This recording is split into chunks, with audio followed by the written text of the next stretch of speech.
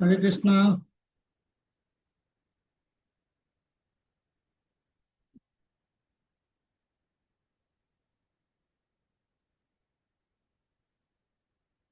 सब श्रद्धालु भक्त मान को स्वागत करुची, विनम्र प्रणाम करुची।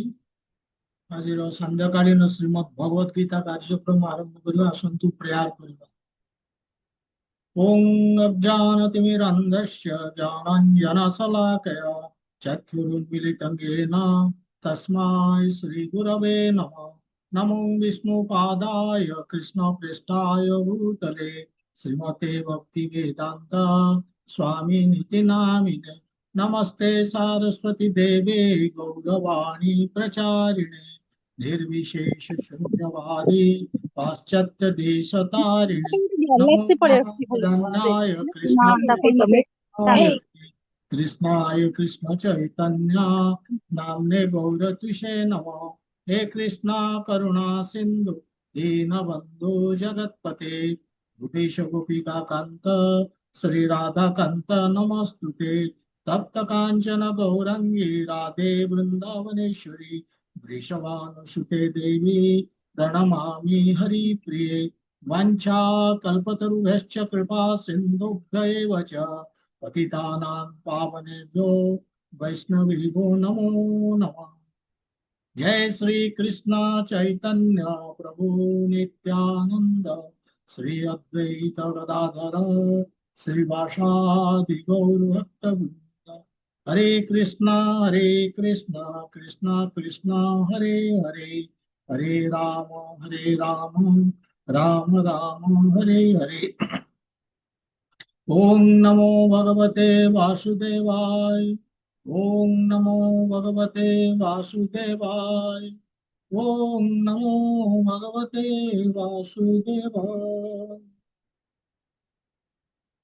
हरे कृष्ण। हमें श्रीमद् भगवद गीता चतुर्थ अध्याय दिव्य ज्ञान योग 29 नंबर 30 नंबर श्लोक पर्यंत कंप्लीट करिचे। आज हमें 31 नंबर श्लोक नवा। तेबे नवा पूर्वरु आमे जानिबा दरकार जे भगवान चर्चा करुले यज्ञ विषय। चर्चा करिकी 14-15टा यज्ञ विषय रे भगवान कहले जे एई माने सब यज्ञ करुचंती दिव्य ज्ञान प्राप्त करबा पाए। विभिन्न प्रकार यज्ञकारी यज्ञ करुचंती दिव्य ज्ञान को प्राप्त करबा पाए। एवं यज्ञर अर्थ भी भगवान कहउचंती जे ଯେକୌଣସି କାମ ଭଗବାନଙ୍କର ସନ୍ତୁଷ୍ଟି ପାଇଁ ଯାହା କରାଯାଉଛି ସେଇଟା ହଉଛି ଯଜ୍ଞ। ତେବେ ଏଇଭଳି ଯଜ୍ଞର ବିଭିନ୍ନ ଯଜ୍ଞ କଥା କହିସାରିଲା ପରେ ଭଗବାନ 30 ନମ୍ବର ଶ୍ଲୋକରେ ଯେତେ ସବୁ ଯଜ୍ଞ କରୁଛନ୍ତି ଯଜ୍ଞବିଦ ଯଜ୍ଞକର୍ତ୍ତା ବା ଯଜ୍ଞର ତତ୍ଵକୁ ଯିଏ ଜାଣିଛନ୍ତି ତାଙ୍କୁ ପ୍ରଶଂସା କଲେ। ଖାଲି ପ୍ରଶଂସା କଲେନି, କହିଲେ ମଧ୍ୟ 30 ନମ୍ବର ଶ୍ଲୋକରେ ଯେ ଏଇ ଯୋଉ ଯଜ୍ଞ କରୁଛନ୍ତି ଏ ଯଜ୍ଞରେ ଫାଇଦା କଣ ତାଙ୍କୁ ମିଳିବ। ଫାଇଦା କଣ ମିଳିବ ନା ସେମାନେ ବହୁତ ଯେତେ ଦିନ ପର୍ଯ୍ୟନ୍ତ ଏ ସଂସାରରେ ଥିବେ ଏ ଯଜ୍ଞ ଦ୍ଵାରା ସେମାନେ ଭୌତିକ ସୁଖ ସେମାନେ ପାଇବେ, ଏଥିରେ ସନ୍ଦେହ ନାହିଁ। ଏବଂ ଆଟ୍ ଦ ସେମ୍ ଟାଇମ୍ ତା ସାଙ୍ଗେ ସାଙ୍ଗେ ମଧ୍ୟ ସେମାନେ ତାଙ୍କର ପରମ ଗତିକୁ ପ୍ରାପ୍ତ କରିବେ। ତେଣୁ ଭଗବାନ ବର୍ତ୍ତମାନ ଏଭଳି କହିସାରିଲା ପରେ ବର୍ତ୍ତମାନ ଏ ଶ୍ଲୋକରେ ଯୋଉ ଶ୍ଲୋକ ଆମେ ଯାଉଛେ ବର୍ତ୍ତମାନ 31 ନମ୍ବର ଶ୍ଲୋକ, ଏଥିରେ ଭଗବାନ କହିବେ ଯୋଉମାନେ ଯଜ୍ଞ କରୁନାହାନ୍ତି ତାଙ୍କର କଣ ହବ ସେମାନଙ୍କ ବିଷୟରେ ଭଗବାନ କହିବେ। ତେବେ ମୁଁ ଶ୍ଲୋକଟି ପ୍ରଥମେ ସେୟାର କରୁଛି।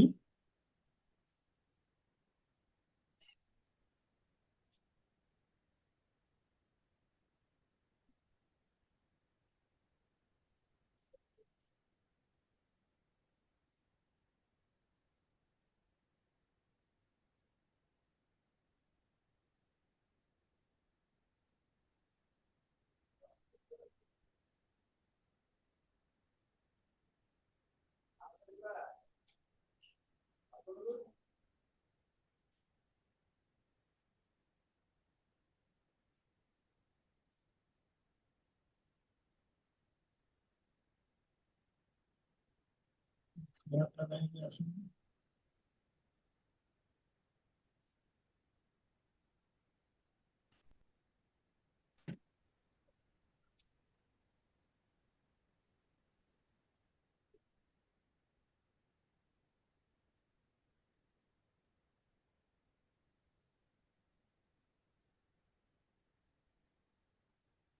ନା ଏଥିରେ ମୁଁ ଯୋଉଟା ସେୟାର କରୁଛି ଦିଶୁଛି କି କେହି କହି ଆଜ୍ଞା ଆଜ୍ଞା ଦେଖାଯାଉଛି। ଦିଶୁଛି? ଆଜ୍ଞା ଆଜ୍ଞା ଦେଖାଯାଉଛି। ହରେ କୃଷ୍ଣ। Okay okay, Hare Krishna. ମତେ ମୋର କଣ ଏଠି ସ୍କ୍ରିନରେ କିଛି ମୋର କୁଆଡେ ଛୋଟ ହେଇଗଲା ସେଇଟା ଦେଖ, ମୁଁ ଜାଣିପାରୁନି ଦିଶୁଛି କି ନାହିଁ। ଏନିୱେ, ତେବେ ଏ ଶ୍ଲୋକରେ ଭଗବାନ କଣ କହୁଛନ୍ତି? ନାୟଂ ଲୋକ ଅସ୍ତି ଅଯଜ୍ଞସ୍ୟ କୁତଃ ଅନ୍ୟଃ ପୁରୁଷତାମ୍। नायं लोकः अस्ति अजज्ञस्य कुतः अन्य पुरुषताम्। ଏଇଭଳି ଶ୍ଲୋକଟି। ତେବେ ଏଥିରେ ଭଗବାନ କଣ କହୁଛନ୍ତି ଦେଖନ୍ତୁ, ଏଠି ଇଂଲିଶରେ ଦି ଲାଇନ, ସାଂସ୍କ୍ରିଟରେ ଗୋଟିଏ ଲାଇନ, ମାନେ ଏଟା ସାଂସ୍କ୍ରିଟ ନା ହିନ୍ଦୀରେ କୋଉ ଦର୍ଜାଉ ସେ ତାକୁ ଗୋଟିଏ ଲାଇନରେ ଭଗବାନ କହୁଛନ୍ତି। ଇଏ ହେଲା ଶ୍ଲୋକ। ତେବେ ଏଠି ଭଗବାନ କଣ କହୁଛନ୍ତି? ପୁରୁଷତାମ୍। ପୁରୁଷୋତ୍ତମ ମାନେ କୁରୁବଂଶର ଶ୍ରେଷ୍ଠ ଅର୍ଜୁନ, ତାଙ୍କୁ କହୁଛନ୍ତି କଣ? ଅଯଜ୍ଞସ୍ୟ, ମାନେ ଯୋଉମାନେ ଯଜ୍ଞ କରୁନାହାନ୍ତି, ସାକ୍ରିଫାଇସ କରୁନାହାନ୍ତି, ତ୍ୟାଗ କରୁନାହାନ୍ତି, ସେମାନେ, ସେମାନଙ୍କ କଥା କଣ ସେ କହୁଛନ୍ତି? ନା ଅୟଂ ଲୋକ ଅସ୍ତି, ନା ଅୟଂ ଲୋକ ଅସ୍ତି। ସେ ତାଙ୍କର ସେ ଜଗତରେ ରହିପାରିବେନି, ରହିଲେ ବି ସୁଖ ପାଇବେନି। ନା ଅୟଂ ଲୋକ ଅସ୍ତି। ଏବଂ ଗୋଟେ ପ୍ରଶ୍ନ ନେକ୍ସଟ ପଚାରୁଛନ୍ତି, କୁତଃ ଅନ୍ୟ, ଏଠି ପାଇପାରୁନାହାନ୍ତି, ତାହେଲେ ପରଲୋକ ବା ପରବର୍ତ୍ତୀ ଜୀବନରେ କଣ ପାଇବେ ସୁଖ? ଏ ହେଲା ଶ୍ଲୋକ। ତେବେ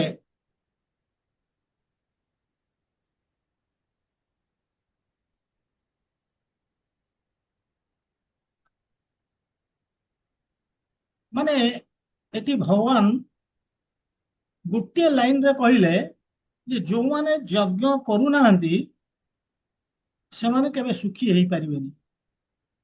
ନା ଏ ମାନେ ଏଇ ଜଗତରେ, ଏଇ ଜୀବନରେ ବା ଅନ୍ୟ କୌଣସି ପରଲୋକରେ, ଅନ୍ୟ କୌଣସି ପ୍ଲାନେଟରେ, ପରବର୍ତ୍ତୀ ଜୀବନରେ କେବେ ସୁଖୀ ହେଇପାରିବେ। ଏହା ହିଁ ଭଗବାନ ଏଠି କହୁଛନ୍ତି।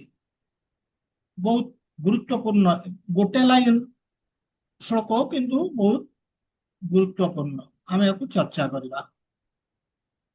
ତେଣୁ ଭଗବାନ କହୁଛନ୍ତି ନ ଅୟଂ ଲୋକ ଅସ୍ତି ଅଯଜ୍ଞସ୍ୟ। କହୁଛନ୍ତି ଏ ଜଗତଟା ଯୋଉମାନେ ଯଜ୍ଞ କରୁନାହାନ୍ତି ତାଙ୍କ ପାଇଁ ନୁହେଁ। ଅର୍ଥାତ୍ ତାଙ୍କର କୌଣସି ଅଧିକାର ନାହିଁ ଏଠି ରହିବା ପାଇଁ।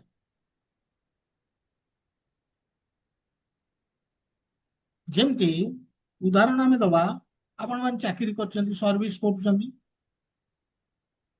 ଯୋଉଠି ସର୍ଭିସ କରୁଛନ୍ତି, ଯିଏ ସର୍ଭିସ ପ୍ରୋଭାଇଡର, ଯିଏ ସର୍ଭିସରେ ଆପଣଙ୍କୁ ରଖିଛି, ସେ ବହୁତ ସୁବିଧା ଦଉଛି, ଦରମା ଦଉଛି, ବିଭିନ୍ନ ପ୍ରକାରର ଅଲଗା ସୁବିଧା ଦଉଛି, ଘର ଦେଇଛି, ଏବଂ ଆପଣ ଏନ୍ଜୟ କରୁଛନ୍ତି। କିନ୍ତୁ ତାଙ୍କ ପାଇଁ କାମ କରିବେ କି ନାହିଁ? ଯିଏ ସୁବିଧା ଦେଇଛି, ଯିଏ ପଇସା ଦଉଛି, ସୁବିଧା ଦେଇଛି, ତାଙ୍କ ପାଇଁ ଆମେ କାମ କରିବା ଉଚିତ। ଆମେ କରୁଛେ ବି। ଯଦି କାମ ନ କରିବା ତାଙ୍କ ପାଇଁ କଣ ହବ? ଆମକୁ କାଢିଦେବେ ସେ ଏ ଜଗତରୁ, ମାନେ ସେ ସର୍ଭିସରୁ।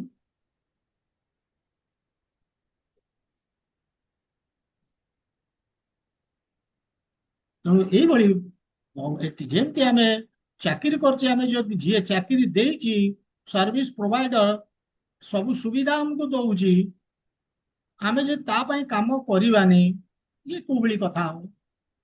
ତ ଦେଇଛି ତାରି ପାଇଁ କାମ କରିବା ପାଇଁ, ତ ସୁବିଧା ଛଡେଇ ନେବେ ସର୍ଭିସ ପ୍ରୋଭାଇଡର। ସେମିତି ଭଗବାନ ଏ ଦୁନିଆରେ, ମାନେ ଏ ଦୁନିଆକୁ ବନେଇଛନ୍ତି, ଆମକୁ ମଧ୍ୟ ଏ ଦୁନିଆକୁ ପଠେଇଛନ୍ତି, ସବୁ ସୁବିଧା ମଧ୍ୟ ଦେଇଛନ୍ତି, ସୂର୍ଯ୍ୟ, ଚନ୍ଦ୍ର, ପାଣି, ପବନ, ଅଗ୍ନି, ମାଟି, ସବୁ କିଛି ତାଙ୍କଠୁ। ଏଇ ସବୁ ଜିନିଷ ଆମେ ନଉଛେ ଏବଂ ଆମେ ବଞ୍ଚିଛେ, ସବୁ ନେଇକି ଆମେ ବଞ୍ଚିଛେ, ଭୋଗ ବି କରୁଛେ। ଠିକ ଅଛି, ଭୋଗ କରୁଛେ, କିନ୍ତୁ ତାଙ୍କ ପାଇଁ ତ କରିବାର ଅଛି ନା। ଯେମିତି ସର୍ଭିସ ପ୍ରୋଭାଇଡର ପାଇଁ ଆମେ କାମ କରୁଛେ, ସେମିତି ସବୁ ସୁବିଧା ଆମ ପାଇଁ ଭଗବାନ ଦେଇଛନ୍ତି, ଆମେ ତାଙ୍କ ପାଇଁ କିଛି କରିବାନି? କାମ ତାଙ୍କରି ପାଇଁ କରିବା ମେନଲି, ସୁବିଧା ସେଇଥିପାଇଁ ସେ ଦେଇଛନ୍ତି। ତେଣୁ ତାଙ୍କ ପାଇଁ କର୍ମକୁ ଯଜ୍ଞ କୁହାଯାଏ।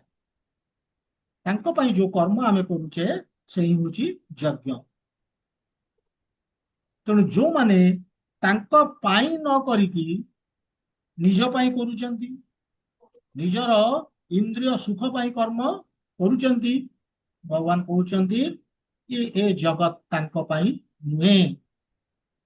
ଏ ଜଗତରେ ଯୋଉ ସୁଖ ସେମାନେ ଖୋଜୁଛନ୍ତି, କାମନା କରୁଛନ୍ତି, ଏଠି ମିଳିବନି। କାରଣ ଯଜ୍ଞ କରୁନାହାନ୍ତି, ଅର୍ଥାତ୍ ଭଗବାନଙ୍କ ପାଇଁ କର୍ମ କରୁନାହାନ୍ତି, ଭଗବାନଙ୍କୁ ସନ୍ତୁଷ୍ଟ କରୁନାହାନ୍ତି, ଯିଏ ସବୁ ସୁବିଧା ଦେଇଛନ୍ତି। ଇଏ ହଉଛି ଅସୁର ସ୍ୱଭାବ। ମାନେ ଭଗବାନ ଆମକୁ ଦେଇଛନ୍ତି ସବୁ ସୁବିଧା, ଆମେ ତାଙ୍କ ପାଇଁ କରୁନେ, ଅସୁର ସ୍ୱଭାବ।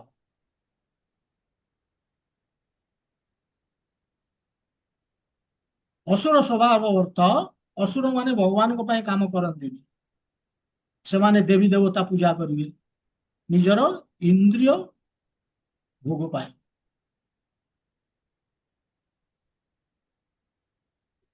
କିନ୍ତୁ ଶେଷରେ ତାଙ୍କର ବିନାଶ ହେଇଥାଏ। ରାବଣ ଶିବଜୀଙ୍କୁ କଲା, ପୂଜା କଲା ଏବଂ ସବୁ ବର ପ୍ରାପ୍ତ କଲା, ପରିଶେଷରେ କଣ ହେଲା? କେତେ ବଡ ସ୍ୱର୍ଣ୍ଣ ଲଙ୍କା, କଣ ହେଲା? ସେମିତି ହିରଣ୍ୟକଶିପୁ ମଧ୍ୟ ବ୍ରହ୍ମାଙ୍କୁ ପୂଜା କଲା, ଭଗବାନଙ୍କୁ କେହି କରନ୍ତିନି ଏମାନେ। ଏବଂ କେତେ ପାୱାର ଥିଲା ତା ପାଖରେ, କଣ ଅସୀମ, ଏତେ ପାୱାର ଯେ ସେ ସ୍ୱର୍ଗକୁ ଯାଇକି ଇନ୍ଦ୍ର, ବରୁଣ ସମସ୍ତଙ୍କୁ ଗାଦିଚ୍ୟୁତ କରେଇଦେଲା, କହିଲା ମୁଁ ହଉଛି ରାଜା, ତମେ ସବୁ ପଳା, ଇସ୍ତଫା ଦେଇଦିଅ। ବହୁତ ପାୱାରଫୁଲ ଥିଲା, କିନ୍ତୁ ତା କଣ ହେଲା? ଯୋଉ ଭଗବାନଙ୍କୁ ଯୋଉମାନେ ପ୍ରସନ୍ନ କରନ୍ତିନି, ସେମାନଙ୍କର ସର୍ବନାଶ ହୁଏ। ସେଥିପାଇଁ ଭଗବାନ ଓପନଲି କହୁଛନ୍ତି ଯେ ଦୁନିଆ ବନେଇଛି, ସବୁ ସୁବିଧା ଦେଇଛି, ମୋ ପାଇଁ କାମ କର। ଅଦରୱାଇଜ ଭଗବାନ କହୁଛନ୍ତି ଜାଗା ନାହିଁ ଏଠି, ଏଠି ରହିବାର ଅଧିକାର ନାହିଁ। न ଅୟଂ ଲୋକ ଅସ୍ତି ଅଯଜ୍ଞସ୍ୟ। ଯଦି ମୋ ପାଇଁ କାମ ନ କରିବ, ଅଧିକାର ନାହିଁ, ବା ଏଠି ରହିଲେ ବି ସୁଖ ପାଇବନି। ଯୋଉ ସୁଖ ପାଇବା ପାଇଁ ଏଠିକି ତମେ ଆସିଛ, ସେ ସୁଖ ପାଇବନି। ମୋ ପାଇଁ କାମ କର, ଏଇଭଳି ଭଗବାନ କହୁଛନ୍ତି। ଭଗବାନ ମଧ୍ୟ ଗୀତାରେ, ଏଣ୍ଟାୟାର ଗୀତାରେ ଏହା ହିଁ କହୁଛନ୍ତି। ଆମେ ଦେଖିବା, ସେ ଗୋଟେ ଜାଗାରେ କହୁଛନ୍ତି ଗତିର୍ଭର୍ତ୍ତା ପ୍ରଭୁ ସାକ୍ଷୀ ନିବାସ ଶରଣ ଶୃଣୁ ପ୍ରଭବ ପ୍ରଳୟ ସ୍ଥାନଂ ନିଧନଂ ବୀଜಂ ଅବ୍ୟୟମ୍। ମାନେ ସେଠି କେତେ ସୁନ୍ଦର କଥା ସେ କହୁଛନ୍ତି। କହୁଛନ୍ତି ମୁଁ ହଉଛି ଗତି, ମାନେ ମୁଁ ହଉଛି ଲକ୍ଷ୍ୟସ୍ଥଳ, ମୁଁ ହଉଛି ଭର୍ତ୍ତା, ମାନେ ମୁଁ ହଉଛି ପୋଷଣ କର୍ତ୍ତା, ପାଳନ ପାଳନ ମୁଁ କରୁଛି, ପୋଷୁଛି ମୁଁ, ପ୍ରଭୁ ମୁଁ ହଉଛି ମାଲିକ। ସାକ୍ଷୀ ନିବାସ ମାନେ ମୁଁ ହେଉଛି ରହିବା ଜାଗା, ଶରଣଂ ମୁଁ ଶରଣଦାତା, ସୁହୃତ ମୁଁ ହିତାକାଂକ୍ଷୀ, ପ୍ରଭବ ମାନେ ମୁଁ ହଉଛି ଉତ୍ପତ୍ତି ସ୍ଥଳ, ପ୍ରଳୟ ମୁଁ ମଧ୍ୟ ପ୍ରଳୟ। ଏମିତି ଭଗବାନ କହୁଛନ୍ତି। ଖାଲି ସେତିକି ନୁହେଁ, ମୁଁ ଅଗ୍ନି, ଗୋଟେ ଜାଗାରେ କହିବେ ମୁଁ ଅଗ୍ନି, ମୁଁ ହଉଛି ହବି ମାନେ ହବନ ସାମଗ୍ରୀ, ସବୁ କିଛି ମୁଁ, ଏଭ୍ରିଥିଙ୍ଗ।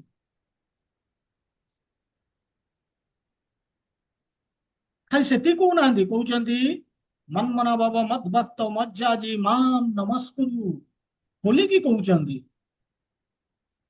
ମଦ ଅର୍ପଣଂ।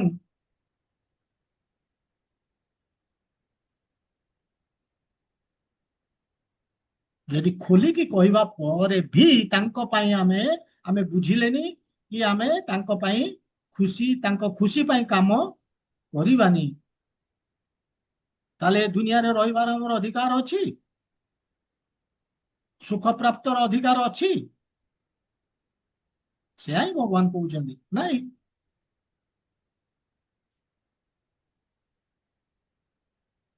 ତେଣୁ ପ୍ରଭୁପାଦ ତାଙ୍କର ପର୍ପଟରେ ଗୋଟେ ସୁନ୍ଦର ଜିନିଷ ବିଗିନ କରୁଛନ୍ତି। ଏ ଶ୍ଲୋକକୁ କେନ୍ଦ୍ର କରିକି କହୁଛନ୍ତି ଜୀବନର ପୂର୍ଣ୍ଣତା କଣ, ମାନେ ଆମର ଲାଇଫ ଜୀବନ ସାର୍ଥକ ହବ କଣ? ପ୍ରଭୁପାଦ ବୁଝଉଛନ୍ତି ଆମର ଜୀବନର ପୂର୍ଣ୍ଣତା ହଉଛି ଭଗବାନଙ୍କର ସାନ୍ନିଧ୍ୟ ଲାଭ କରିବା, ତାଙ୍କୁ ପ୍ରାପ୍ତ କରିବା। ସେ ତାଙ୍କୁ ପ୍ରାପ୍ତ କରିବାକୁ ହେଲେ ତାଙ୍କ ପାଇଁ କର୍ମ କରିବାକୁ ପଡିବ, ଯଜ୍ଞ। କିନ୍ତୁ ଆମେ ତାଙ୍କ ପାଇଁ କର୍ମ ନ କରିକି ଆମର ଇନ୍ଦ୍ରିୟ ତୃପ୍ତି ପାଇଁ ଆମେ କର୍ମ କରୁଛେ। ଆଉ ଇନ୍ଦ୍ରିୟ ତୃପ୍ତି ପାଇଁ କର୍ମ କରିବାର ଅର୍ଥ ଆମେ ପାପ କରୁଛେ। ଆଉ ସେଇ ପାପକୁ ଆମେ ବଢେଇ ବଢେଇ ବଢେଇ ବଢେଇ ଏ ଦୁନିଆରେ ପୁରା ମାନେ ପରମାନେଣ୍ଟ ଜାଗା ତିଆରି କରିଦେଇଛି। ଏ ଦୁନିଆରେ ବାନ୍ଧି ହେଇକି ରହିଯାଇଛି ଏବଂ ବାନ୍ଧି ହେଇକି ରହିକି ସୁଖ ପାଇବା ପାଇଁ ଆମେ ସବୁବେଳେ ଚେଷ୍ଟା କରୁଛେ।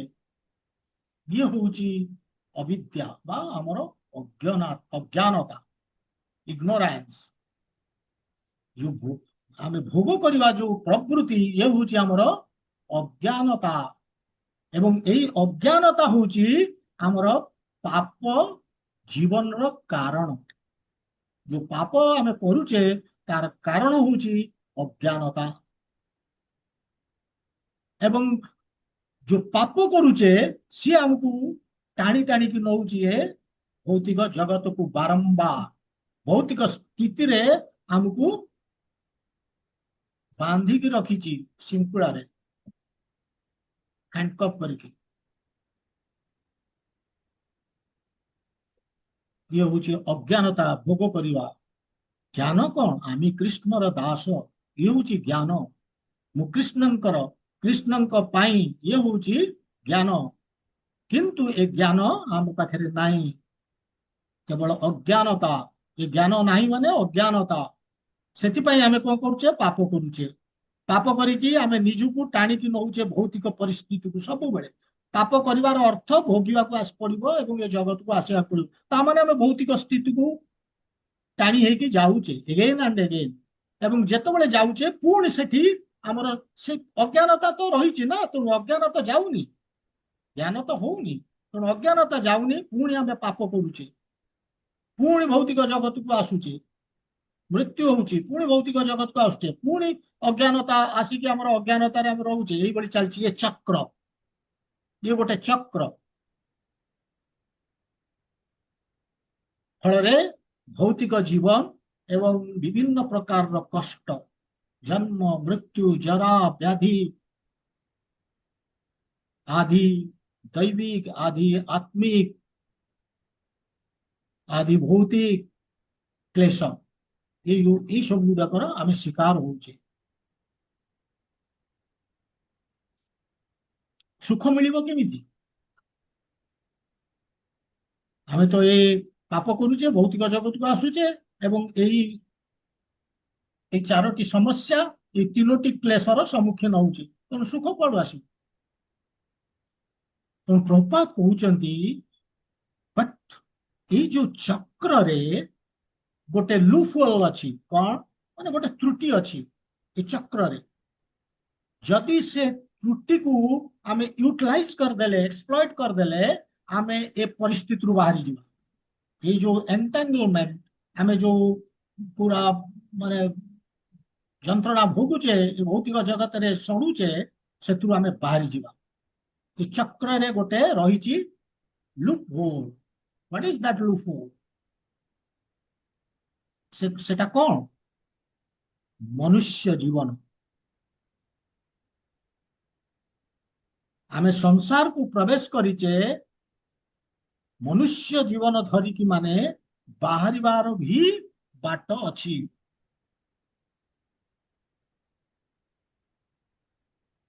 84 ଲକ୍ଷ ଯୋନି ହଉଛି ଏଣ୍ଟ୍ରି ପଏଣ୍ଟ, କିନ୍ତୁ ମନୁଷ୍ୟ ଯୋନି କେବଳ ହଉଛି ଏକ୍ଜିଟ୍ ପଏଣ୍ଟ, ବାହାରିବା ପାଇଁ। ଏ ଦୁନିଆରୁ, ଏ ଜଗତରୁ, ଏ କଷ୍ଟରୁ, ଏ ସଫରିଂରୁ ବାହାରିବା ପାଇଁ ମନୁଷ୍ୟ ଯୋନି ହିଁ ବାସ୍। ବାକି ଯେତେ 84 ଲକ୍ଷ ଯୋନି ସବୁ କେବଳ ସେଇଠିକି ଏଣ୍ଟ୍ରି ହବ, ଏକ୍ଜିଟ୍ ହେଇପାରିବନି ସେଠୁ। କାହିଁକି ନା ମଣିଷକୁ ଭଗବାନ ଦେଇଛନ୍ତି ବୁଦ୍ଧି। ପଶୁ ପକ୍ଷୀ ମାନଙ୍କୁ ବି ଦେଇଛନ୍ତି ବୁଦ୍ଧି, କିନ୍ତୁ ସେ ବୁଦ୍ଧି କେବଳ ଆହାର, ନିଦ୍ରା, ଭୟ, ମୈଥୁନ ଏଇ 4ଟି ପାଇଁ। ଆଉ ତାଠୁ ସେ ବୁଦ୍ଧି ଆଉ ଅଧିକା କିଛି ତାଙ୍କର କରିପାରିବନି। ଏ 4ଟି ବି ସେମାନେ କଟେଇକି କରୁଛନ୍ତି। କିନ୍ତୁ ମଣିଷକୁ ଯୋଉ ବୁଦ୍ଧିଟା ଦିଆଯାଇଛି, ସେ ମାନେ ଆମ ଜୀବନର ଯୋଉ ରହିଛି ହାୟର ପର୍ପସ, ଏ ବୁଦ୍ଧିରେ ଆମେ ସେ ହାୟର ପର୍ପସଟାକୁ ଖୋଜିକି ବାହାର କରିଦେଇ ପାରିବା। ଆମେ ନିଜକୁ ପଚାରି ପାରିବା ଯେ ଜଗତରେ ମୁଁ ଅଛି କିନ୍ତୁ କଷ୍ଟ ଭୋଗୁଛି, ୱାଏ? କାହିଁକି? ମତେ ସୁଖ ନାହିଁ କାହିଁକି? ତେଣୁ ଆସିବ ଇଣ୍ଟେଲିଜେନ୍ସ ଅଛି ମାନେ ଆମର ୟା ପିଛା ଆମେ ପ୍ରଶ୍ନ ପଚାରି ପଚାରିକି, ଏବଂ ଆମେ କେମିତି ବାହାରିବା, how to get out of it. ମନୁଷ୍ୟ ଯୋନିରେ ଆମେ ଅଛେ ନା। ଦିସ୍ ଇଜ ଆନ୍ ଆଡଭାଣ୍ଟେଜିୟସ୍ ପୋଜିସନ। ତେଣୁ କେମିତି ବାହାରିବ? କୃଷ୍ଣ ମଧ୍ୟ ତାର ବାଟ ବଟେଇଛନ୍ତି ବେଦରେ। ବେଦରେ ବିସ୍ତୃତ ଭାବରେ ବଟେଇଛି। ସେଠି 4ଟି କଥା କହୁଛନ୍ତି, କଣ? ଧର୍ମ, ଅର୍ଥ, କାମ, ମୋକ୍ଷ, 4ଟି ଜିନିଷ କହୁଛନ୍ତି। କହୁଛନ୍ତି ଯେ ଯଜ୍ଞ, ଧର୍ମ ମାନେ ଯଜ୍ଞ, ଯଜ୍ଞ କଲେ ଅର୍ଥ ଆସିଲା। ଆମେ ଯଦି ଯାହା କର୍ମ କଲେ, ଆମେ ଯଦି ଭଗବାନଙ୍କର ସନ୍ତୁଷ୍ଟି ପାଇଁ କରିକି ଆମେ କରିଦେଲେ, ଯଜ୍ଞ କଲେ, ତାହେଲେ ଆମର ଆସିଲା, ଅର୍ଥ ଆସିଲା, ଇକୋନୋମିକ ଡେଭଲପମେଣ୍ଟ ହବ।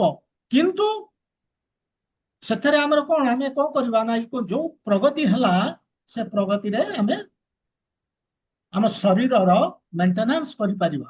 କିନ୍ତୁ ମେଣ୍ଟେନାନ୍ସ ପରେ ଆମର ଇଚ୍ଛା ହବ ଆଉ ଟିକେ ଇନ୍ଦ୍ରିୟ ଭୋଗ କରିବା ପାଇଁ, ଇନ୍ଦ୍ରିୟ ସୁଖ ପାଇଁ। ହବ କାମ, ତାପରେ ଆସିବ।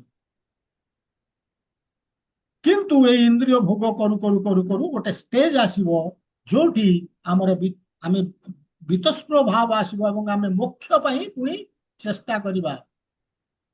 ଇଏ ହଉଛି ପ୍ରୋସେସ, କିନ୍ତୁ ଇଏ ହଉଛି ଗ୍ରାଜୁଆଲ ପ୍ରୋସେସ, ଖୋଜିକି ପାଇବା ପାଇଁ ଏବଂ ମୁଖ୍ୟ ସ୍ତରକୁ ଯିବା ପାଇଁ, ଏବଂ ସେଇ ଦିଗରେ ପ୍ରଚେଷ୍ଟା କରିବା ପାଇଁ। କିନ୍ତୁ ଏ ଲଙ୍ଗ ପ୍ରୋସେସ, ଏ ବହୁତ ଲମ୍ବା। ଧର୍ମ, ଅର୍ଥ, କାମ, ମୋକ୍ଷ ଏ ପ୍ରୋସେସରେ ଯିବା ଏ ବହୁତ ଲମ୍ବା। କାହା ପାଖରେ ସମୟ ନାହିଁ। ଏ ପ୍ରକ୍ରିୟାରେ ଯାଇକି ଚେଷ୍ଟା କରି ମୋକ୍ଷ ପାଇଁ, ଆମେ ଏଇ ପ୍ରକ୍ରିୟାରେ ଯାଇକି ମୋକ୍ଷ ପାଇଁ ଚେଷ୍ଟା କରିବା। ମୋକ୍ଷ ମିଳିଯିବ ବୋଲି ଚେଷ୍ଟା କରିବା। କାହା ପାଖରେ ସମୟ ନାହିଁ। ତେଣୁ ଆମେ ଡାଇରେକ୍ଟ ଜମ୍ପ କରିବା ମୋକ୍ଷକୁ। ଯଦି କରିବା ତାହେଲେ ଆମେ ଏଇ ଯୋଉ ସାଇକେଲଟାକୁ ବ୍ରେକ୍ କରିଦବା, ସମାପ୍ତ କରିଦବା। ଆମକୁ ଜାଣିବାକୁ ପଡିବ। ପ୍ରଭୁପାଦ କହୁଛନ୍ତି ଯେ ଆମ ଜୀବନର ସିଦ୍ଧି କଣ, ଆମେ ଯୋଉ ମୁକ୍ତି ହବାକୁ ଚାହୁଁଛେ, ମୋକ୍ଷ ପାଇବାକୁ ଚାହୁଁଛେ, ସେଇଟା କଣ ଏକ୍ଜାକ୍ଟଲି କଣ, ସେତିକି ଯଦି ଆମେ ବୁଝିଗଲେ ବାସ୍ ଏଭ୍ରିଥିଙ୍ଗ ଇଜ ଓଭର। ଏ ଜୀବନରେ ରହିକି ମଧ୍ୟ ଆମେ ମୁକ୍ତି ପାଇଯିବ, ଏ ଭୌତିକ ଜଗତରେ ରହିକି ମଧ୍ୟ ମୁକ୍ତି ପାଇଗଲେ, ସେଇଟା ବୁଝିବା ଦରକାର। ମୁକ୍ତି ମାନେ ଭଗବାନଙ୍କ ସାନ୍ନିଧ୍ୟ ଲାଭ କରିବା,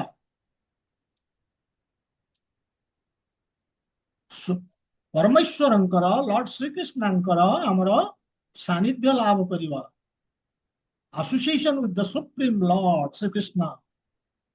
ତାହେଲେ ସେଥିପାଇଁ ଆମେ କଣ କରିବା? କୃଷ୍ଣଙ୍କ ପାଖକୁ ଆମକୁ ଫେରିବାକୁ ପଡିବ, ତାଙ୍କର ସେବା ଭକ୍ତି କରିବାକୁ ପଡିବ। ଏଇ ହଉଛି ସିଦ୍ଧି। ଚିନ୍ତା କରନ୍ତୁ, ଯୋଉ ଚାରୋଟି ପ୍ରୋସେସ ଭଗବାନ ବେଦରେ ଦେଇଛନ୍ତି, ସେ ଯୋଉମାନେ କୃଷ୍ଣକୁ ସ୍ୱୀକାର କରୁନାହାନ୍ତି ଧୀରେ ଧୀରେ ଉପରକୁ ଉଠିବା ପାଇଁ, କାରଣ ଇନ୍ଦ୍ରିୟ ଭୋଗର ଲାଳସା ରହିଛି ତ, ତେଣୁ ତାଙ୍କୁ ସେ ବାଟଟି ଦେଖେଇ ଦେଇଛନ୍ତି ଭଗବାନ ଯେ ହଁ ଏଇଭଳି ଯାଅ, ହବ, ଧୀରେ ଧୀରେ ହବ। କିନ୍ତୁ ଇମାଜିନ କରନ୍ତୁ, ଏଇ ଯୋଉ ଚାରୋଟି ପ୍ରୋସେସରେ ଧରନ୍ତୁ ଆମେ ଯଜ୍ଞ କଲେନି, ଦିଆହେଇଛି, ଆମେ ଯଜ୍ଞ କଲେନି, ଅର୍ଥ ଆସିଲାନି। ତେଣୁ ଅର୍ଥ ନ ଆସିଲା ମାନେ ଆଉ ଆମେ ଯୋଉ କାମନା ଯୋଉଟା ଆମର ମାନେ ଇନ୍ଦ୍ରିୟ ଭୋଗ କରିବା ପାଇଁ ଯୋଉ, ସେ ହେଇପାରିବନି ବିନା ଅର୍ଥରେ। ତେଣୁ ଏଣ୍ଟାର ଲାଇଫ ଡିଷ୍ଟର୍ବାନ୍ସ ହଉଛି। ତେଣୁ ମୋକ୍ଷ କେମିତି ସେ ଆଟେଣ୍ଡ କରିବ? ସେ ପୁଣି ସେଇ ଅଜ୍ଞାନତାରେ ରହିବ। ସୁଖର ପ୍ରଶ୍ନ ନାହିଁ, ନା ଏଇ ଜୀବନରେ ନା ପରବର୍ତ୍ତୀ ଜୀବନରେ। ତେଣୁ ଆମେ ସଫର କରୁଛେ, ବେସିକ ରିଜନ ହଉଛି ଅଜ୍ଞାନତା, ଇଗ୍ନୋରାନ୍ସ, ଅବିଦ୍ୟା ବା ଅଜ୍ଞାନତା। ଏବଂ এই କଥା ଭଗବାନ ନିଜେ ଗୀତାର ବିଭିନ୍ନ ଅଧ୍ୟାୟରେ ବାରମ୍ବାର ବାରମ୍ବାର ଏହାକୁ ରିପିଟ କରୁଛନ୍ତି। ignorance is the cause of material existence, ଭଗବାନ କହୁଛନ୍ତି ଥ୍ରୁ ଆଉଟ୍ ଗୀତା। ଏ ଭୌତିକ ପରିସ୍ଥିତିକୁ ଆମେ ଜାବୁଡିକି ଧରିଛେ ବିକଜ ଅଫ ଅଜ୍ଞାନତା। ଅଜ୍ଞାନତା ମାନେ ଆମେ ଯୋଉ ଭୋଗ କରିବାର ମନୋବୃତ୍ତି, ଆମେ କୃଷ୍ଣଙ୍କୁ ଭୁଲିଗଲେ ଯେ କୃଷ୍ଣ ସବୁ କିଛି, ତାଙ୍କର ସେବା କରିବା କଥା, ସେ ଜ୍ଞାନ ଆମର ଆସୁନି। ଭଗବାନଙ୍କର ପ୍ରସନ୍ନତା ପାଇଁ କାମ ନ କରିକି ନିଜର ଇନ୍ଦ୍ରିୟ ତୃପ୍ତି ପାଇଁ କାମ କରିବା ଅଜ୍ଞାନତା। ସେଥିପାଇଁ ଭଗବାନ କହୁଛନ୍ତି ନୟଂ ଲୋକ ଅସ୍ତି ଅଯଜ୍ଞସ୍ୟ। ସିଧା ଭଗବାନ ଏଠି ଭର୍ଚ୍ଛନା ମାନେ ମାନେ ଗାଳି ଦେଉଛନ୍ତି, କହୁଛନ୍ତି ଜଗତ ନଟ୍ ଫର ୟୁ, ଏ ଜଗତ ତମ ପାଇଁ ନୁହେଁ, ଗେଟ୍ ଆଉଟ୍ ଫ୍ରମ ହିୟର। ଅବଶ୍ୟ କୋଉ ଟୋନରେ କହୁଛନ୍ତି, ଏଇଆ ହିଁ କହୁଛନ୍ତି, କୋଉ ଟୋନରେ କହୁଛନ୍ତି ଡିଫିକଲ୍ଟ ଟୁ ନୋ। ମାନେ ଗାଳି ଦେଇ କହୁଛନ୍ତି କି ଗେଟ୍ ଆଉଟ୍ ଫ୍ରମ ହିୟର, କି କହୁଛନ୍ତି try to get out from here, ଏ ବି ଜାଣିବା ଡିଫିକଲ୍ଟ। କିନ୍ତୁ ଏ ଶ୍ଲୋକରେ ଏହା ହିଁ ସେ କହୁଛନ୍ତି, ଗେଟ୍ ଆଉଟ୍ ଫ୍ରମ ହିୟର ଏଇଟା କହୁଛନ୍ତି, କିନ୍ତୁ ଟୋନଟା କଣ ଡିଫିକଲ୍ଟ ଜାଣିବା। ଭଗବାନ କହୁଛନ୍ତି ସୁଖ ଖୋଜୁଛ ଏଠି, ପାଗଳ ହେଇଗଲ କି?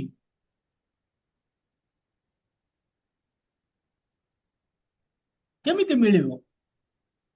ବିନା ଯଜ୍ଞରେ ଯୋଉ କର୍ମ କରୁଛ ଭଗବାନଙ୍କର ସନ୍ତୁଷ୍ଟି ପାଇଁ କରୁନ, କେମିତି ମିଳିବ ସୁଖ? କହୁଛନ୍ତି ଯଦି ଏଠି ମିଳିଲାନି, ଭଗବାନ କହୁଛନ୍ତି ଏଠି ମିଳୁନି, କହୁଛନ୍ତି ଯଦି ଏଠି ନ ମିଳିଲା କୁତଃ ଅନ୍ୟ, କୁତଃ ଅନ୍ୟ, ଏଠି ମିଳିଲାନି, ଏଠି ରହିଛ, ଏଠି ସୁଖ ପାଇଲନି, ଅନ୍ୟ କୋଉଠି ମିଳିବ ବୋଲିକି କେମିତି ଆମେ ଭାବିବା? How can you think of getting it anywhere else? ପରଲୋକରେ, ପର ଜନ୍ମରେ କେମିତି ମିଳିବ? ଏ ଜୀବନରେ ଭଗବାନ କହୁଛନ୍ତି ଏତେ ସୁବିଧା ଦେଲି, ମନୁଷ୍ୟ ଶରୀର ଦେଲି, ବିଭିନ୍ନ ସୁବିଧା ଦେଲି, ଇଭେନ୍ ସବୁ ଶାସ୍ତ୍ର ବି ଦେଲି, ତଥାପି ବୁଝିଲନି। ଆଉ ଅନ୍ୟ ଜନ୍ମରେ କେମିତି ବୁଝିଯିବ, ସୁଖ ମିଳିଯିବ? ଏଠି ଏତେ ସୁବିଧା ଦେଇକି କରିପାରିଲନି, ଅନ୍ୟ ଜାଗାରେ କଣ କରିବ? ଏହା ହିଁ ଭଗବାନ କ୍ୱେଶ୍ଚିନ୍ ମାର୍କ, ଏଟା ଅନ୍ୟ। ଦେଖନ୍ତୁ ଗୋଟେ ଲାଇନ ଶ୍ଲୋକ କିନ୍ତୁ କୁଆଡେ ନେଇକି ଯାଉଛି ଆମକୁ ଭାବନାରେ, ମାନେ ସେଇଟା ଭାବିବା ଦରକାର। ସେଥିପାଇଁ କହୁଛନ୍ତି କେମିତି ମିଳିବ? ଅନ୍ୟ ଜାଗାରେ, ପରଲୋକରେ। ପରଲୋକ ମାନେ ଅନ୍ୟ ପ୍ଲାନେଟରେ, ସ୍ୱର୍ଗ ହଉ, ବ୍ରହ୍ମଲୋକ ହଉ, ତପଲୋକ ହଉ, ଜନଲୋକ ହଉ, ଯୁଆଡେ ବି ଆମେ ପଳେଇବା, କେମିତି ମିଳିବ ସୁଖ? ହେ ପୁରୁଷୋତ୍ତମ, ପୁରୁଷୋତ୍ତମ, ହେ କୁରୁବଂଶର ଶ୍ରେଷ୍ଠ ଅର୍ଜୁନ, କେମିତି ମିଳିବ? ଏଠି ଭଗବାନ ପୁରୁଷୋତ୍ତମ କହୁଛନ୍ତି, ପୁରୁଷୋତ୍ତମ। ୟାକୁ ବୁଝିବା ଟିକେ ଦରକାର। ପୁରୁଷୋତ୍ତମ, ଏ ତିନୋଟି ଶବ୍ଦ, ପୁରୁ ସତମ। କୁରୁ ହେଲା କୁରୁବଂଶ, ସତ ହଉଛି ଶ୍ରେଷ୍ଠ, ତମ ହଉଛି ମାନେ ସୁପରଲେଟିଭ ଡିଗ୍ରୀ, ଯେମିତି ଗୁଡ, ବେଟର, ବେଷ୍ଟ, ସେଇଭଳିଆ। ତମ, ସତ୍ତମ ମାନେ ସର୍ବଶ୍ରେଷ୍ଠ। ତେଣୁ କୁରୁବଂଶର ସର୍ବଶ୍ରେଷ୍ଠ ବୋଲିକି ଅର୍ଜୁନଙ୍କୁ ସମ୍ବୋଧନ କରିକି କହୁଛନ୍ତି। କହୁଛନ୍ତି କୁରୁବଂଶରେ ଯେତେ ଜନ୍ମ ନେଇଛନ୍ତି,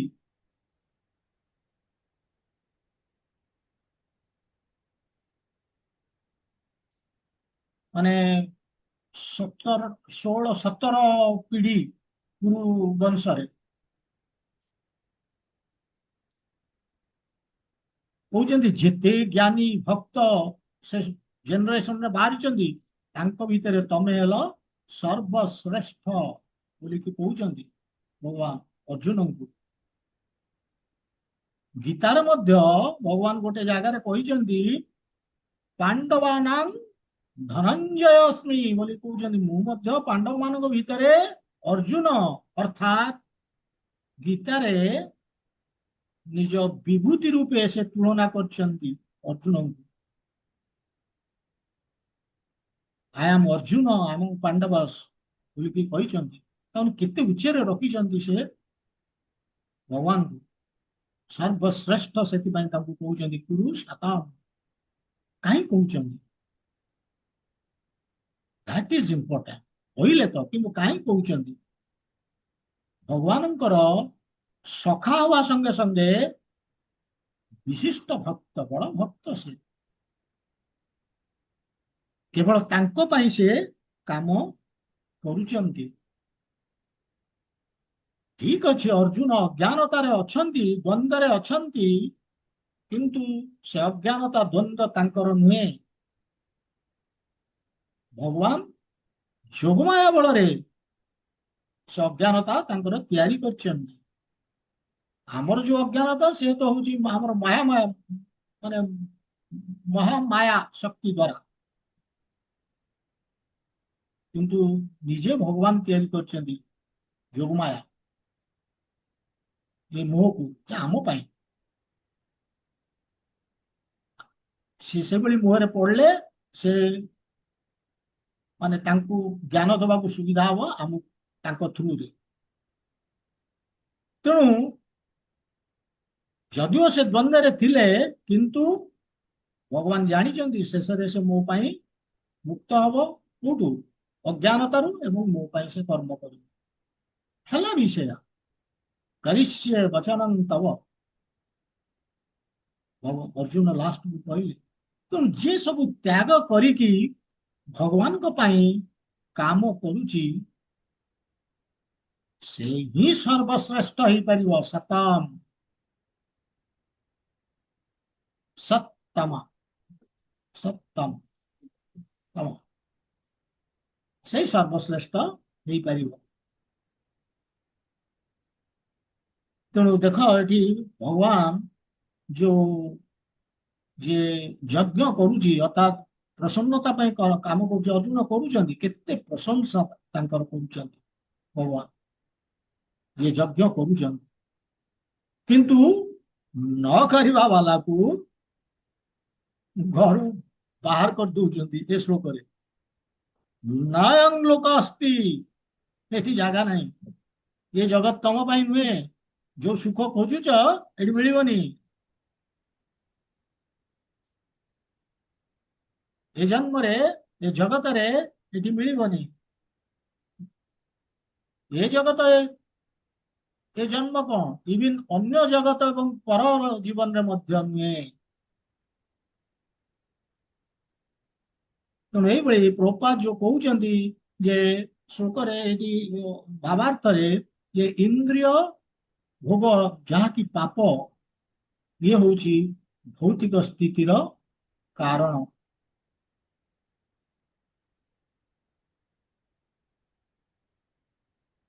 ଆମର ସେଥିପାଇଁ ଯଜ୍ଞ କଲେ, ଧର୍ମ ଯାହାକୁ କହୁଛେ କଲେ ଅର୍ଥ ଆସିବ, ଆମର ଶାରୀରିକ ଆବଶ୍ୟକତା ପୂରଣ ହବ। ଶରୀରର ଆବଶ୍ୟକତା ପୂର୍ଣ୍ଣ ହେଲେ ଇନ୍ଦ୍ରିୟ ତୃପ୍ତି ବଢିବ, नो डाउट, ବେଦ ମଧ୍ୟ ସପୋର୍ଟ କରୁଛି। ହଁ ଠିକ ଅଛି, ବଢିବ, ଇନ୍ଦ୍ରିୟ ଭୋଗ ବି କର, କିନ୍ତୁ ଭଗବାନଙ୍କୁ ପ୍ରସନ୍ନ କରିକି ସୁଖକୁ ଭୋଗ କର। ଡୁ ବାଇ ଯଜ୍ଞ, ଯଜ୍ଞ କରିକି ସୁଖୀ ହୁଅ ବା ଇନ୍ଦ୍ରିୟ ଭୋଗ କର। ସେଥିପାଇଁ ଭଗବାନ କହିଛନ୍ତି ଠିକ ଅଛି, ଭୋଗ କରିବାକୁ ଚାହୁଁଛ, ବିବାହ ଯଜ୍ଞ, ବାସ୍ ଏନ୍ଜୟ।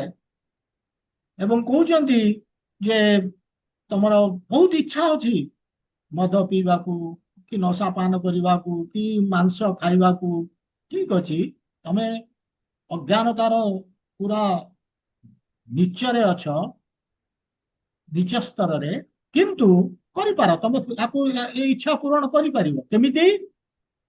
ଗୋଟେ ଯଜ୍ଞ ଅଛି, ସେଟା ହଉଛି ସୌତ୍ରମଣି ଯଜ୍ଞ, ଇନ୍ଦ୍ରଙ୍କ ପାଇଁ ସେଟା କରାଯାଇଥାଏ। ସୌତ୍ରମଣି ଯଜ୍ଞ କରିକି ଭଗବାନ କହୁଛନ୍ତି ସେଇ ଯଜ୍ଞ କରିକି ତମେ ପିଅ।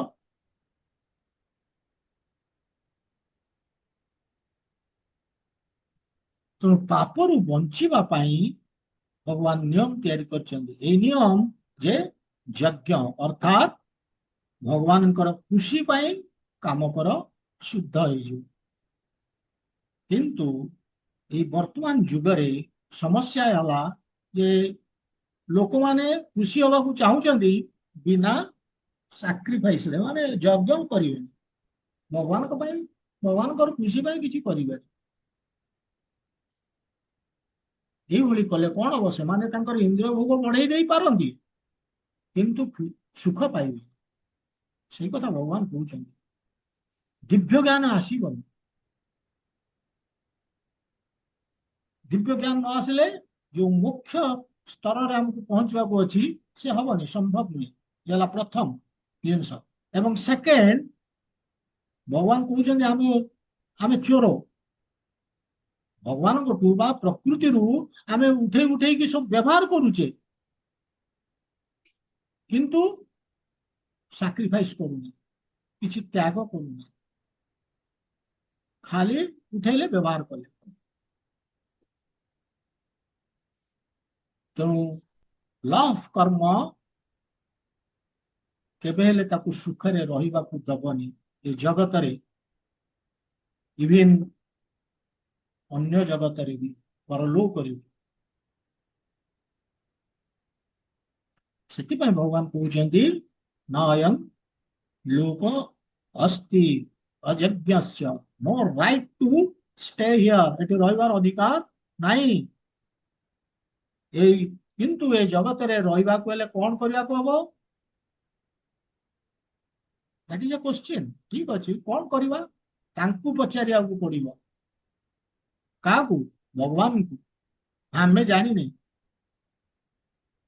କିନ୍ତୁ ତଥାପି ଆମେ ପଚାରୁନେ, ମାନେ ସବୁ ତାଙ୍କଠୁ ନଉଛେ, ବ୍ୟବହାର କରୁଛେ, ସବୁ ଜିନିଷ ଯାହା ସୁବିଧା ଦେଇଛନ୍ତି, କିନ୍ତୁ ତାଙ୍କୁ ପଚାରୁନେ। ଇଏ ମାନେ ଯୋଉ ଆକୁ କହନ୍ତି ନମକ ହାରାମ ଯେମିତି, ସେ ଇଏ ଏକ୍ଜାକ୍ଟଲି ସେଇଭଳିଆ। ଆମେ ପଚାରିବା କଥା, ପ୍ରଭୁ ଆପଣଙ୍କର କଣ ଦରକାର, କିନ୍ତୁ ଆମେ ପଚାରୁନେ।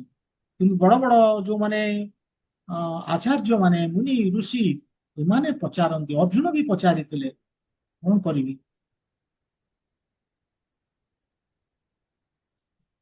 ଏବଂ ତା ବି ଭଗବାନ ବତେଇଛନ୍ତି ଗୀତାରେ କଣ କଲେ ଭଗବାନ ଖୁସି ହେବେ ସେ ନିଜେ ବତେଇଛନ୍ତି। ଖାଲି ଆମକୁ କରିବାକୁ ଅଛି।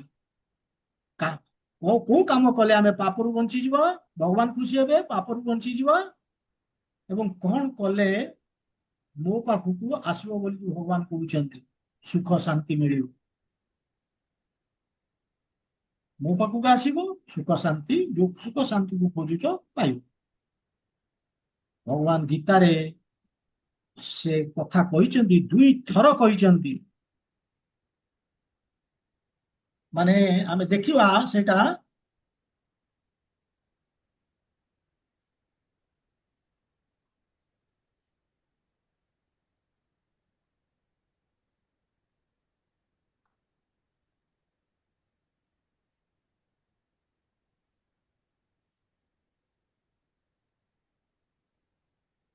ସେଟା 9ମ ଅଧ୍ୟାୟରେ ଏବଂ 18 ଅଧ୍ୟାୟରେ, 9ମ ଅଧ୍ୟାୟ ଏବଂ 18 ଅଧ୍ୟାୟ। 9ମ ଅଧ୍ୟାୟର 34 ନମ୍ବର ଶ୍ଲୋକରେ ମଧ୍ୟ ଭଗବାନ କହିଛନ୍ତି, 34,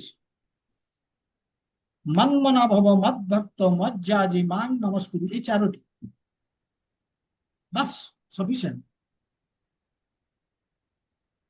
କଲେ ଆମେ ତାଙ୍କ ପାଖକୁ ପଳେଇବା।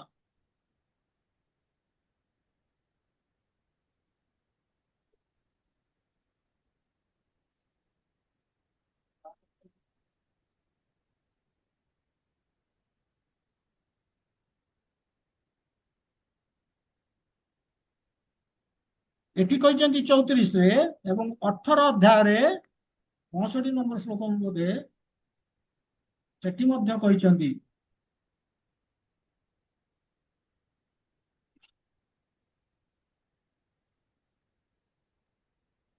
ହଁ, ମନ୍ମନା ଭବ ମଦ୍ଭକ୍ତ ମଜ୍ଜାଜି ମାଂ ନମସ୍କୁରୁ ମାମ୍ ଏବ ଏସ୍ୟସି ସତ୍ୟଂ ତେ ପ୍ରତିଜାନେ ପ୍ରିୟୋଷି ମେ। ମୋ ମୋ କଥା ସବୁବେଳେ ଚିନ୍ତା କର, ମୋର ଭକ୍ତ ହୁଅ, ମତେ ପୂଜା କର, ପ୍ରଣାମ କର, ନମସ୍କୁରୁ, এই 4ଟି କର, ନିଶ୍ଚିତ ଭାବରେ ମୋ ପାଖକୁ ଆସିବ। ଏବଂ ଭଗବାନ କହୁଛନ୍ତି ପ୍ରତିଜାନେ, ମୁଁ ପ୍ରତିଜ୍ଞା କରୁଛି, ଭଗବାନ ପ୍ରତିଜ୍ଞା କରୁଛନ୍ତି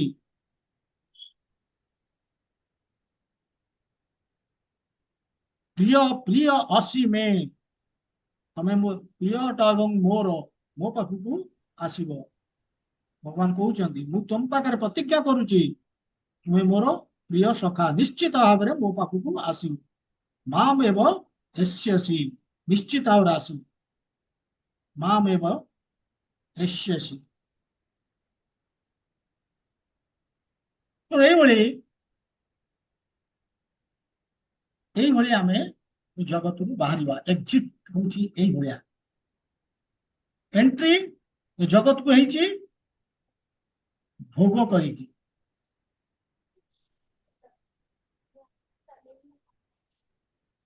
ଅଜ୍ଞାନତା ଯୋଗୁ ଆମେ ଯୋଉ ଇନ୍ଦ୍ରିୟ ଭୋଗ କରିକି ପାପ କରୁଛେ ସେଥିପାଇଁ ଏଣ୍ଟ୍ରି ହେଇଛି, କିନ୍ତୁ ଭଗବାନ କହୁଛନ୍ତି ଏକ୍ଜିଟ୍ କେବଳ ଏଇ 4ଟି କଲେ। ମନ୍ମନା ଭବ ମଦ୍ଭକ୍ତ ମଜ୍ଜାଜି ମାଂ ନମସ୍କୁରୁ। ମନ୍ମନା ସବୁବେଳେ ମୋ ମୋ କଥା ଚିନ୍ତା କର, ମତେ ମୋ ମନରେ ଆଣ, ମତେ ଭାବ, ମୋର ପୂଜା କର। କୌଣସି ଦେବା ଦେବୀ ପିତା ମାତା ଏମାନଙ୍କର ନୁହେଁ।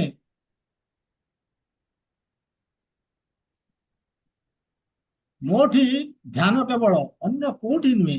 ଦେବୀ ଦେବତା ମାତା ପିତା ପତ୍ନୀ ନା,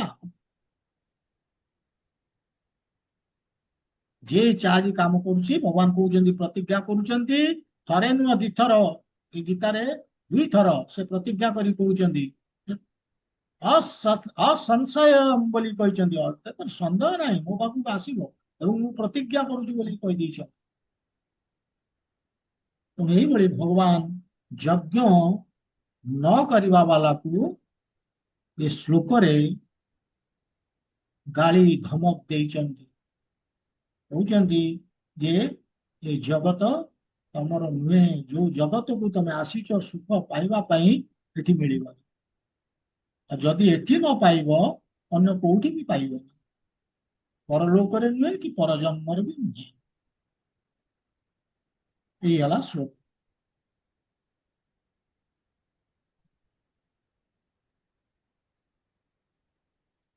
ଆଉ ଯିବାନି ଆଗକୁ, କେତେ ଟାଇମ ହେଲା? ହଁ ନାଇଁ 45 ହେଇଗଲା, ଆମେ ଏଠି ରହିବା।